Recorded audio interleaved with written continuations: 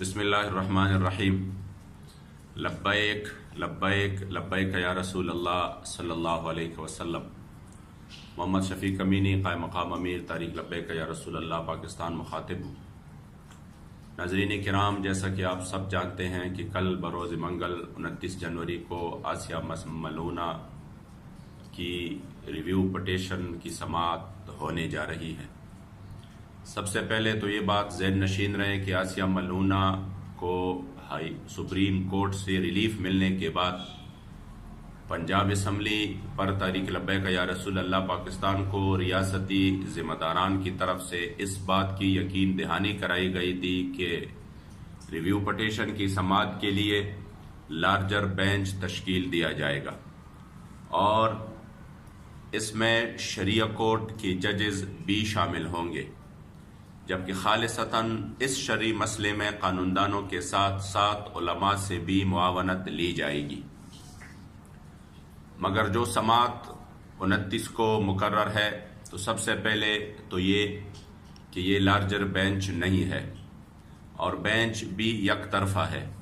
کیونکہ اس بینچ میں ایسے ججز شامل ہیں جو اس سے پہلے ناموس رسالت کے ایک متنازع فیصلے پر اور اس اہم کیس میں ان کی غیر ذمہ دارانہ ریمارکس کی وجہ سے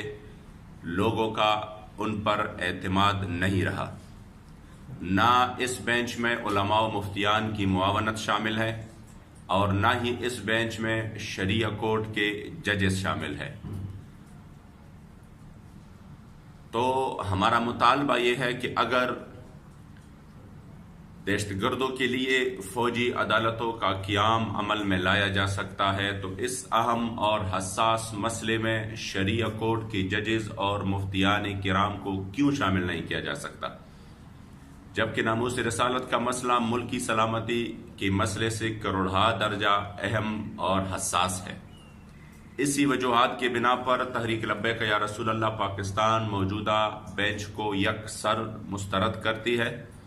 اور مطالبہ کرتی ہے کہ اس فیصلے کو ریکال کرے اور لارجر بینچ تشکیل دیا جائے اور شرعی عدالتوں کے ججز کے ساتھ ساتھ علماء اور مفتیان کرام کی معاونت بھی لی جائے۔ یاد رہے کہ آسیہ ملونہ کیس اتنا اہم اور حساس ہے کہ 23 نومبر سے ہمارے قائدین اور کارکنان پابند سلاسل ہونے کے باوجود ظلم و جبر برداشت کرتے ہوئے استقامت کے ساتھ کھڑے ہیں۔ الحمدللہ قید کے دوران بار بار یہ آفر ہوئی کہ اس مسئلے سے پیچھے ہٹ جائیں، ہم آپ کو رہا کرائیں گے، مگر الحمدللہ ہمارے قائدین نے کسی قسم کا کوئی سمجھوتا نہیں کیا اور نہ ہی کریں گے انشاءاللہ تعالی۔ اب تک ہمارے جانب سے جو صبر استقامت کا مظاہرہ ہو رہا ہے صرف اس لیے کہ ہم ان مسائل پر قانونی مقدمات اور قانونی مشاورت ہماری جاری ہے، وکلاء کا پینل بنایا گیا ہے اور ہم اس کو قانونی انداز میں لے کر چل رہے ہیں اور ان جھوٹی مقدمات کا پورا لیگل پروسیس کرتے ہوئے قانون کی پاسداری کر رہے ہیں۔ مگر اب چونکہ بات قانون ناموس رسالت صلی اللہ علیہ وسلم کی حفاظت اور ہماری ایمان کی حفاظت کی ہے، اور ایمان کی حفاظت کیسے کرنی ہے یہ ہمیں امیر المجاہدین، ہمارے عظیم قائد، ہمارے دلوں کے دھڑکن حضور قبلہ خادم حسین رضوی دامت برکاتہم نے ہمیں بتایا ہے کہ پھر ایمان کی حفاظت کیسی کرنی ہے۔ لہٰذا اس نازک موڑ پہ میں حکومت وقت اور مقتدر اداروں سے مخاطب ہوں کہ آپ لوگ صرف اس قوم کی سرحدات کی تحفظ آپ پر فرض نہیں ہے، بلکہ اس کے ساتھ ساتھ آپ ہمارے ایمانی اور نظریاتی سرحدوں کی بھی محافظ ہیں۔ اس اہم اور حساس ترین مسئلہ میں اپنا کردار ادا کریں۔ ہم سمجھتے ہیں کہ عدلیہ کے فیصلے ان کے اختیار میں ہوتے ہیں،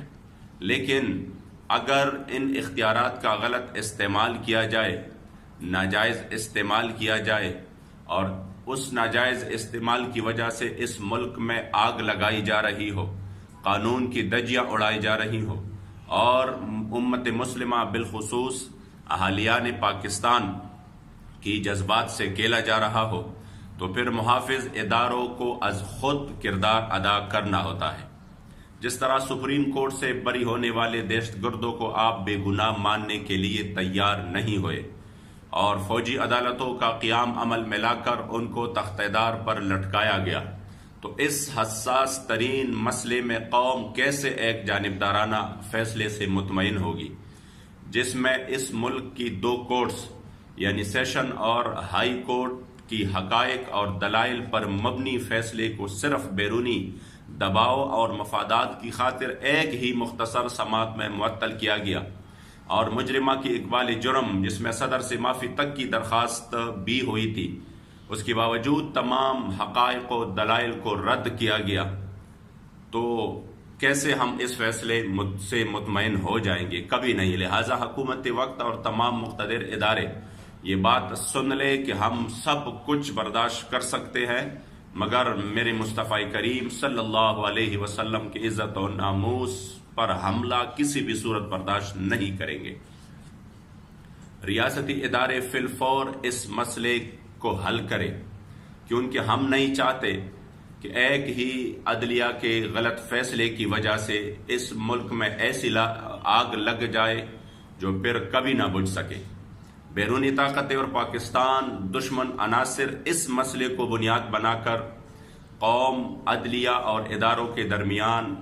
ٹکراؤ اور حالات خراب کرنا چاہتے ہیں، جو کہ بطور محب وطن جماعت ہم کبھی بھی نہیں چاہیں گے،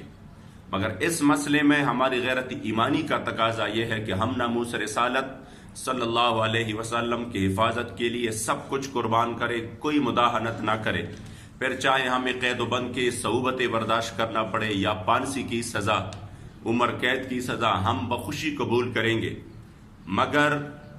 ہم اس صورت میں چاہے پھر ہمیں دہشت گرد قرار دیا جائے، ہمیں گولیوں سے چلنی کیا جائے، ہم پر غداری کی مقدمات بنا کر ہمیں غدار بنایا جائے، کسی بھی صورت ہم پھر ان حالات سے پیچھے ہٹنے والے نہیں ہیں۔ لہٰذا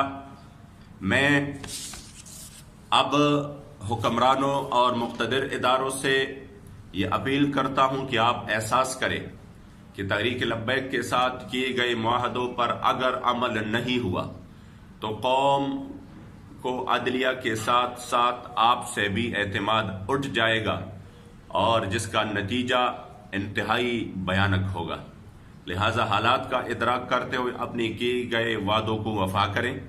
اور بالخصوص اس مسئلے میں تحریک لبیک جو پوری امت مسلمہ کی نمائندگی کر رہا ہے، مختلف جماعتیں، خانقاہیں، درسگاہیں اور مختلف شعبۂ زندگی سے تعلق رکھنے والے حضور کے غلاموں کا موقف اس مسئلے میں وہی ہے جو تحریک لبیک کا ہے۔ اگر خدا نخواستہ ہمارے مطالبات پر عمل نہ کیا گیا اور قرآن و حدیث کے خلاف کوئی بھی فیصلہ آ گیا تو تمام مسلمان ہر مکتب فکر اور ہر مختلف شعبۂ زندگی سے تعلق رکھنے والے جتنے بھی حضور کے غلام ہیں وہ بالعموم اور تحریک لبیک یا رسول اللہ کے ذمہ داران و کارکنان بالخصوص مکمل الرٹ رہے، مرکز کی جانب سے کسی بھی ملنے والی ہنگامی کال پر لبیک کہتے ہوئے میدان عمل میں آ جائیں۔ جس جذبے کو آپ پچھلے 2 ماہ سے سنبھال کر بیٹھے تھے، اب اس عشق و مستی میں ڈوبنے کا وقت آ پہنچا ہے۔ انشاءاللہ اب اگر فیصلہ حضور کی عزت و ناموس کے خلاف آیا اور کوئی حرف آنے کی کوشش کی گئی اور گستاخہ کو ریلیف دینے کی کوشش کی گئی تو ایسی تحریک چلے گی کہ ناموس رسالت کا پرچم انشاءاللہ مزید بلند ہوگا اور گستاخوں کے حامی ذلیل و خوار ہوں گے۔ اس لیے آپ تمام احباب مرکز کی جانب سے کسی بھی ہنگامی کال پر لبیک کے لیے تیار رہے۔ فیصلہ اگر پھر بھی اس طرح آ جاتا ہے تو انشاءاللہ ہم میدان عمل میں نکلنے کے لیے پھر تیار ہیں۔ لبیک لبیک لبیک یا رسول اللہ صلی اللہ علیہ وسلم۔